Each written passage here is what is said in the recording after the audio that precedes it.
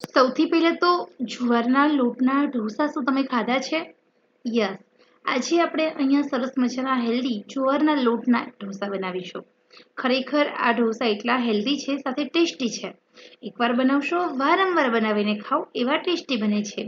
તો અહીંયા સૌથી પહેલા આપણે આ ઢોસા બનાવવા માટે 2 વાટકી જુવારનો લોટ લેવાનો છે. અહીંયા તમે જોઈ શકો છો આપણો આ જુવારનો લોટ છે જે એકદમ મસ્ત છે. અહીંયા ઝીણું જાડો એવું નહીં, માત્ર જુવારનો લોટ લઈ લેવાનો છે અને એ પછી આપણે એની અંદર કોઈ પણ નાની મોટી સોજી તમે એડ કરી શકો છો, અડધી વાટકી જેટલી. 2 વાટકી જેટલો જુવારનો લોટ, અડધી વાટકી સોજી અને 1 વાટકી ઘરનું દહીં લેવાનું છે. દહીં ઉમેરી અને સાથે આપણે 1 વાટકી પાણી ઉમેરી દેવાનું અને પછી સરસ રીતે હલાવી લેવાનું છે. સોજીનો લોટ ને અને જુવારનો લોટ આ બંનેને સાથે સેટ કરવા દેવાનું છે. હવે આપણે 10 મિનિટ સુધી આ બેટરને પલાળીશું. દહીં અને જે પાણી આપણે એડ કર્યું છે એની અંદર આ બેટરને આપણે પલળવા દેવાનું છે 10 મિનિટ સુધી. 10 મિનિટ પછી તમે જુઓ તો કેવું એકદમ મસ્ત આપણું બેટર સરસ સેટ થઈ ગયું હશે. તો અહીંયા તમે જોઈ શકો છો આપણું સરસ મજાનું 10 મિનિટ પછી જે બેટર રેડી થયું છે એ બેટરની અંદર હવે આપણે મિક્સરનો એક આંટો ફેરવી લેવાનો છે. કારણ કે જે સૂજી હશે ને ફૂલાઈને મોટી થઈ ગઈ હશે, એ સૂજીની સહેજ આપણે નોર્મલ આપણી જે લોટ જેવી સહેજ ઝીણી કરીશું. તમારે જુવારના લોટના ઢોકળા બનાવવાના હોય તો આ બેટર બેસ્ટ છે, પરંતુ ઢોસા બનાવવાના હોય તો સહેજ પતલું કરવાનું, જેના કારણે આપણે ઢોસા બહુ સરસ મજાના બની જશે. હવે અહીંયા મિક્સરની અંદર સરસ રીતે આપણે જે બેટર બનાવીશું તો અત્યારે 1 થી 2 ઝાટા ફેરવવાના, વધારે નહીં, જેના કારણે આપણી સૂજી છે ને બેલેન્સ થાય, લોટ સાથે સેટ થાય. 10 મિનિટ પલાળી દેવાનું. એ પછી આપણે બંને લોટને મિક્સરમાં ઉમેરી દેવાના અને સરસ મજાનું ઢોસાનું ખીરું રેડી કરવાનું છે. તો અહીંયા તમે જોઈ શકો છો એકદમ સરસ મજાનું ઢોસાનું ખીરું રેડી થઈ ગયું છે. લમ્સ પણ નથી અને અંદર જે પાણીનો ભાગ હતો પાણી પણ નથી ઉમેરવું પડ્યું આપણે, કારણ કે આપણે મિક્સરમાં દળીએ ને એટલે ઓલરેડી ખીરું આપણું પતલું થઈ જાય.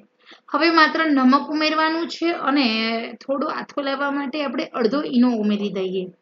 ઈનો ઉમેરવાથી આથો પણ ફટાફટ આપણા બેટરમાં આવી જાય છે અને જે જાળી પડે છે એ પડશે. આપણો જે ઢોસો છે એની અંદર જાળીદાર, એની એકદમ ક્રિસ્પી બને છે.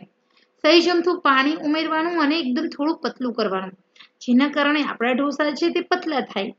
તમે જો ઈડલી બનાવતા હોય, ઢોકળા બનાવતા હોય, હાંડવો બનાવો તો તમારે મિક્સરમાં નહીં દળવાનું, જે બેટર છે એ જ. હવે આપણે ઢોસાની લોઢી લેવાની છે. હવે આપણે એના પર તેલથી આપણે સ્પ્રિંકલ કરીશું. આ ઢોસાની અંદર એક ખાસિયત એ છે કે તેલ ખૂબ ઓછું જ હોય છે. અહીંયા આપણે બેટરને ફેલાવી દઈએ. તમારે પતલો ઢોસો રાખવો છે, જાડો રાખવો છે, એ રીતે તમે આરામથી નાનો ઢોસો, મોટો ઢોસો ફેલાવી દઈશું. તો અહીંયા આપણે પહેલી વાર જ ઢોસા બનાવીએ છીએ. આપણે કોઈ દિવસ જુવારના લોટના ઢોસા બનાવ્યા નથી, એટલે આપણે સૌથી પહેલાં નાના નાના ઢોસા બનાવીશું અને પછી આપણે એમ થાય કોન્ફિડન્સ આવે એટલે મોટા. 3 મિનિટ સુધી ગેસની અંદર સ્લો ટુ મીડિયમ રાખી તમે જોઈ શકો છો આપણો ઢોસો એકદમ મસ્ત ચડી ગયો છે. એની સાથે જ રિમૂવ થઈ જાય છે લોઢીમાંથી. નીચેનો ભાગ હોય એમાંથી તમે જો એકદમ મસ્ત જાળીદાર પતલો. હવે આપણે ફેરવી લેવાનો છે. તો નીચેની બાજુ પણ આ લોટ ઢોસા છે એમાં આમ તો વન સાઈડ ચડી જ જાય ઢોસા, પરંતુ છતાં પણ આપણે ફેરવી દઈએ, કાચો ન રહે અને થોડો વધારે ક્રિસ્પી બને એટલે. તો અહીંયા આપણે બંને સાઈડ ચડવા દઈએ. તમે એકદમ મસ્ત ક્રિસ્પી એવો સરસ મજાનો આપણો આ ઢોસો બનીને રેડી થઈ ગયો છે.